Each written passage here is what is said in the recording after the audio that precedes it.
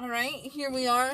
It starts every time because of something so fucking simple. Okay, maybe not that time because of a problem. I do have a problem with this. My battery terminal, my positive, is really loose. I'm gonna just hold this with my head here. Ooh.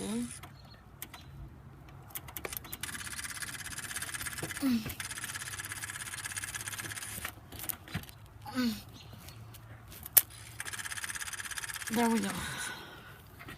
Okay. I guess it doesn't start every time then.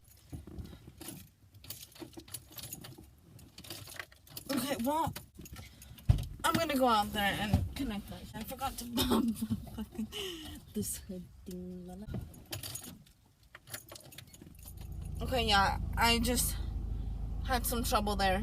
It was just simple. It's just simple, but I mean, I need to fix it. So here we are. This is my positive battery terminal right there, and that's a little crazy. You see, it's already added the most I can tighten it. So you need to get those kind of fixed there. But anyways, yes, it does run and drive, and it's perfect. And I love strawberry so much. So now for the part that everyone's been waiting for. Why didn't it start? It was the fuse. Yes, everyone always says, oh my gosh, check your fuses, relays, blah, blah, blah, battery, blah, blah, blah. And I did, but there is multiple fuse boxes. So, I'm going to go ahead and show you guys that, because that could just be something so simple. You can see that I have gotten, like, no sleep. You see these baggy bags? I've gotten no sleep over this. I've dreamt about it even when I eventually fell asleep. Every day on the computer, out here testing different things. I tested my sensors. I was very determined to make this car run. I'm going to show you where the fuse was that made it all run, but I'm going to tell you first what I did to it. So, it all began when I got the car. I parked it. It started snowing.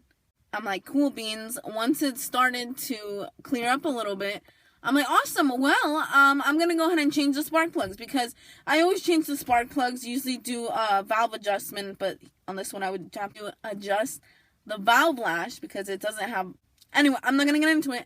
Gap the spark plugs, put them right in, and then I'm like, hey, you know what? I need some new oil. So I changed my oil. Then, car wouldn't start. So before that, I had a misfire in cylinder 4. It was, I hooked up my code reader. It was a PO304. So misfire in my 4th cylinder. So my battery was bad. It was dead. So I tested my battery. I'm new battery. It was just a bad battery, old battery, you know. This car hadn't been taken care of. So, and again, it's a 2002 Mitsubishi Eclipse 2.4 liter manual transmission. So, tried to turn it on.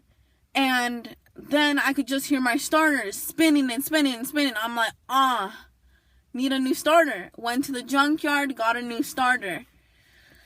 Then I had no spark. So then the engine started turning.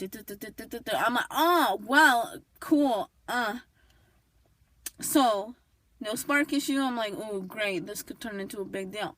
So, I got a new coil in 4 because it was broken.